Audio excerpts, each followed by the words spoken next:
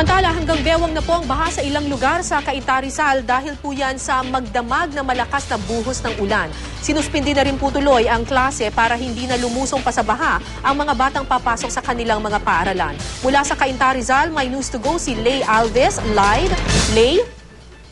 Kara, nag-ikot tayo dito sa Cainta, Rizal at doon sa bandang Vista Verde Country Homes ay may bahagi pa na hanggang tuhod ang tubig. Sa mas mataas na bahagi hanggang gutter na lang at sa ngayon ay passable na ang mga daan. Pero kanina raw ay hanggang hita yung tubig kaya hindi raw passable nga yung mga daan kanina at agad sinuspindi nga ang mga klase dito kanina pa lang na bago mag alas 5 ng umaga. Doon naman sa Cypress Village ay hindi naaabot sa gutter ang baha. So nakausap natin kanina si Mayor Mon Ilagan at sinabi nga niya na maaga pa lang ay nag-decide na sila na mag-suspend ng klase. Maraming ang lugar dito sa Cainta ang nagbaha kanina.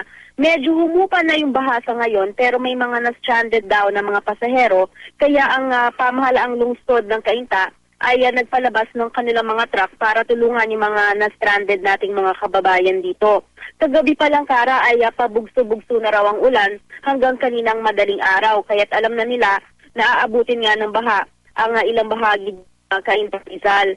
At sa ngayon, Kara, ay nag-iikot pa rin tayo dito sa Cainta at may mga nakikita pa rin tayo na medyo malalim ang baha, partikular dito sa Don Mariano Village na hanggang binti pa rin ang baha. Kara?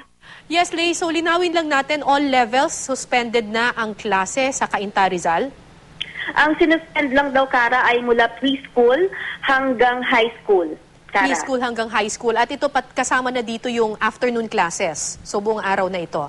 Yun ang pagkakaintindi natin, Kara. At tiniyak nga raw ni Mayor Mon Ilagan na maaga pa lang ay i-anunsyo na itong suspension ng mga klase para hindi na maabala pa yung mga magulang at yung mga estudyante at para makapaghanda na rin sila sakaling ang bahain yung kanilang lugar. Kara? Maraming salamat, Lay Alves, nag-uulat mula sa Cainta, Rizal.